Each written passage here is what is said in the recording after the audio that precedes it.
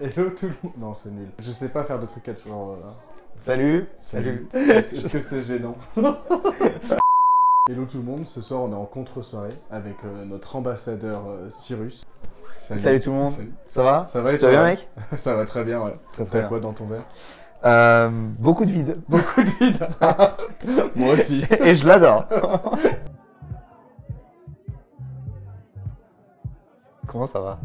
Ça va bien, merci beaucoup. Et toi, comment ça va ce soir? Ça va, écoute, on est bien, contre-soirée, on s'est éclipsé de la night. C'est ça exactement. Dans la cuisine. De la soirée. C'était pas top et tout là. Bah le son était pas génial. Non, j'avoue J'avoue, qu'ils ont passé, comment ça s'appelle, le lac du Connemara. Ouais. Donc c'était un peu... Camaro c'était cool, Lac du Connemara, C'était trop, un c'était peu trop décevant. tôt. Ouais. Et du coup, je me demandais ce que tu avais fait, toi, par exemple, pendant tes études.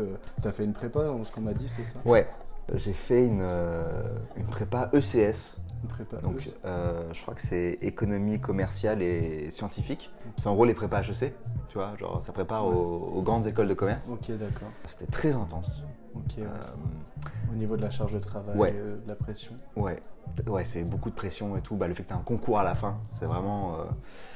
Alors nous, notre prépa, on était hyper solidaires entre nous. Mais entre prépa, c'était la guerre. Ouais.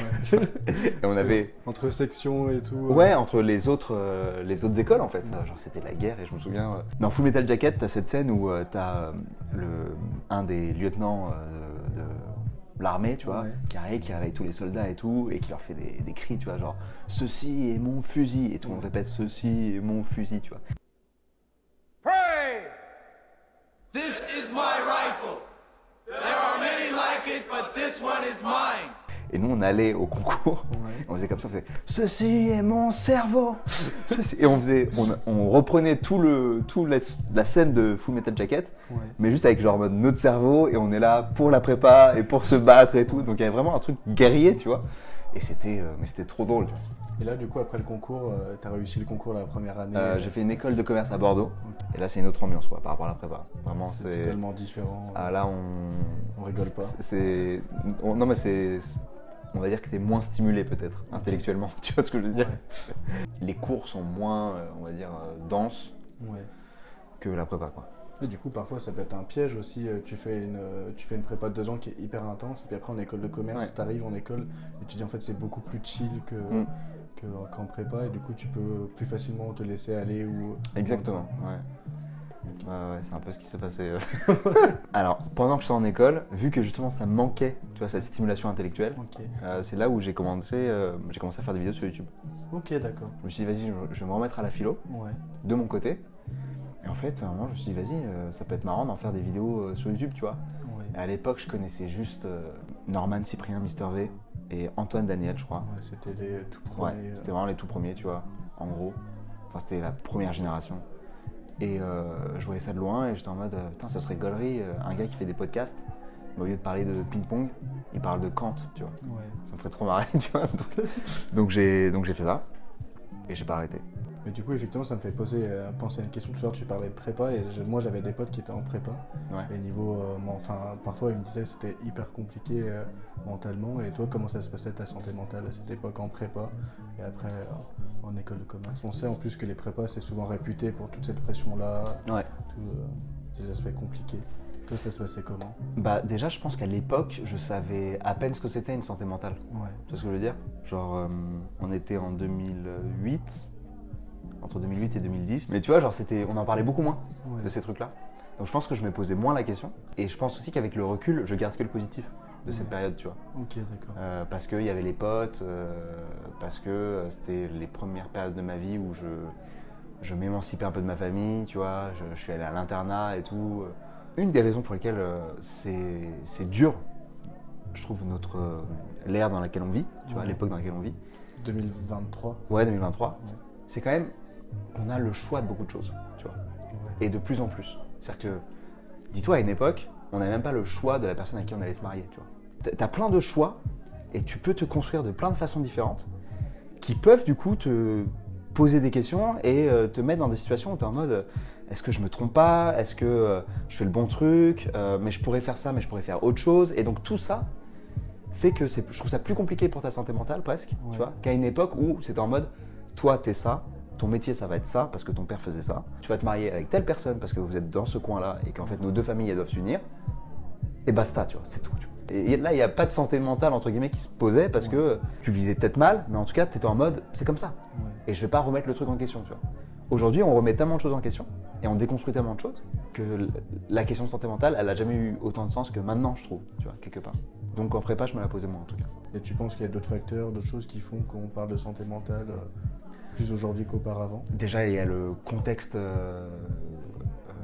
le contexte global, que ce soit, je sais pas, l'écologie, tu vois, que ce soit l'urgence climatique, voilà, que ce soit la guerre aussi, tu vois, la guerre en Ukraine et tout, que ce soit le coronavirus, il y a tellement de choses qui se passent autour de nous. Et il y a un autre truc que nous on n'avait pas, en tout cas c'était pas du tout aussi développé que maintenant, c'est les réseaux sociaux, je pense, et de manière générale, genre le smartphone, etc. Tu vois, je me souviens qu'en prépa, il y avait, genre j'étais concentré, j'étais focus, et j'étais à fait, etc. Et en fait, je me dis, mais heureusement que tu n'avais pas de réseaux sociaux. Ah ouais. Genre TikTok et tout, ah Instagram. Ouais. Non mais heureusement, tu vois. Tu sais, il n'y avait pas de story Insta, genre. On peut pas se dire, non, c'est un truc de boomer que de dire que ça n'a pas d'impact ou que c'est ok ou machin. Je pense qu'il y a un moment, il faut aussi prendre conscience que c'est sûr que ça a un impact au-delà de ce qu'on imagine. Moi, je suis pareil. Hein. Je passe beaucoup de temps sur les réseaux. Ah ouais. Trop. Ouais. T'as un chiffre à donner? Bah, je vais pas le donner du coup, parce que vraiment, mais là, je suis en train d'essayer de mettre un bloqueur et tout, d'appli et tout, mais... Après, tu peux sortir une excuse comme tu travailles sur les réseaux. Ouais, mais même, j'avoue... Et puis moi, ce qui me fait chier, c'est surtout les moments où, je sais pas, je rentre chez moi, il est minuit, parce que j'étais au taf et tout, et en fait, je vais rester sur mon téléphone jusqu'à... genre, je vais perdre 1h30. 1h30, 2h, et j'ai rien fait, quoi. J'ai scrollé sur des trucs. Et t'as rien appris, ça t'a pas stimulé? Ouais, et puis va dormir en fait. Tu vois, c'est l'heure de dormir, tu vois. Là, on parlait des réseaux sociaux, mais est-ce que tu arrives à parler de santé mentale sur les réseaux sociaux avec je sais pas, dans tes vidéos, ou même avec des personnes qui te suivent ou... Ouais, j'en parle. J'en parle parce que c'est un truc qui me touche. J'ai des barrières sur ma vie privée, tu vois, mais je suis assez transparent sur ce qui se passe dans ma tête, tu vois. Okay. Et donc quand ça va pas ou quand je suis triste, je le dis, tu vois. Nouvel an, je l'ai passé seul chez WAM à lire un livre sur... le livre, il s'appelait genre « Comment ne pas mourir seul ». Comment ne pas mourir.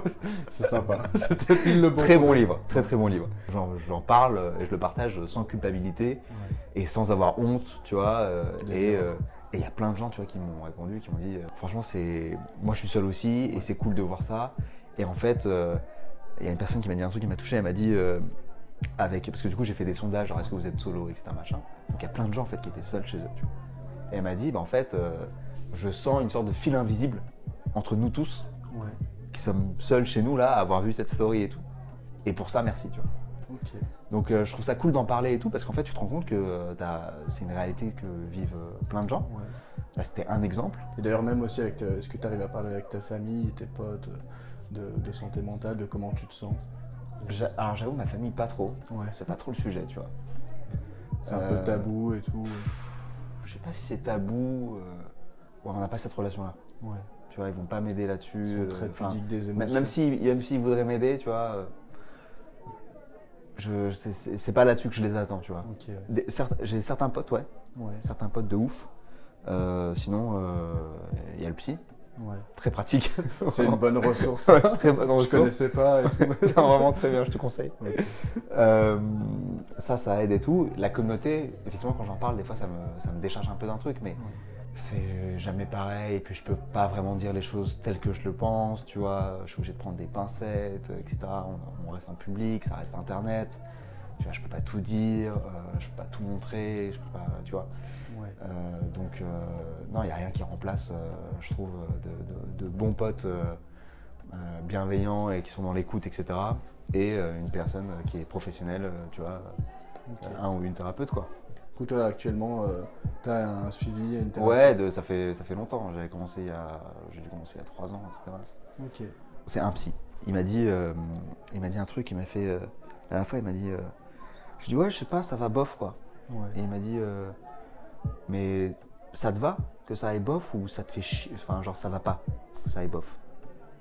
Et tu vois, déjà j'avais kiffé la question, tu vois, et je lui dis je crois que ça va, que ça arrive. Tu vois ce que je veux dire? Je vois totalement le mood. Et en fait, je crois que c'est ça le plus important. Comment tu te sens vis-à-vis du fait que ça aille ou ça aille pas bien, tu vois. Parce que ça peut ne pas aller et t'es en mode, ah bah ça va pas et c'est ok, et je sais que ça ira mieux dans quelques mois, c'est une phase, ça va pas, ça va, tu vois. Je suis ok avec le fait que ça aille pas, je suis tu vois. confortable avec ça et tout ce que ça peut. Mais je suis lucide, tu vois, je suis conscient du truc, je sais potentiellement pourquoi ça va pas, je sais comment ça peut aller mieux. Voilà, c'est juste une phase, tu vois. Et tu vois, genre, faut pas attendre de la vie non plus que ça aille tout le temps au max, tu vois. C'est pas possible, tu vois. Je me posais une question, qu'est-ce que dirait par exemple Aristote, tout à l'heure on parlait de Kant ou même un autre philosophe, qu'est-ce qu'il dirait par rapport à la santé mentale? Sur les philosophes, je trouve que y a un courant qui a vraiment une utilité pour la santé mentale. C'est les stoïciens. Épictète, Marc Aurèle, Sénèque, tu vois. Et Épictète, il a cette phrase qui, je trouve, résume vraiment tout l'enjeu de la santé mentale, en fait. C'est ce qui trouble les hommes, ce ne sont pas les choses, c'est le jugement qu'ils en ont. Et en fait, cette phrase, c'est aussi la base des TCC, en fait, les thérapies comportementales cognitives, où en fait, on va travailler plutôt que de travailler sur des événements qui ne dépendent pas de toi et sur lesquels en fait tu peux pas bosser, tu vois. Et genre, si t'est arrivé quelque chose, bon bah c'est arrivé et tu vas revenir en arrière. On va bosser sur ta perception de cet événement, de comment tu vis cet événement, tu vois, sur en fait ce que tu peux changer. Est-ce que tu aurais un mot, quelque chose à dire aux étudiants ou étudiantes, je sais pas, un mot à dire de manière générale? Qu'est-ce que tu aimerais leur dire, un message à leur transmettre?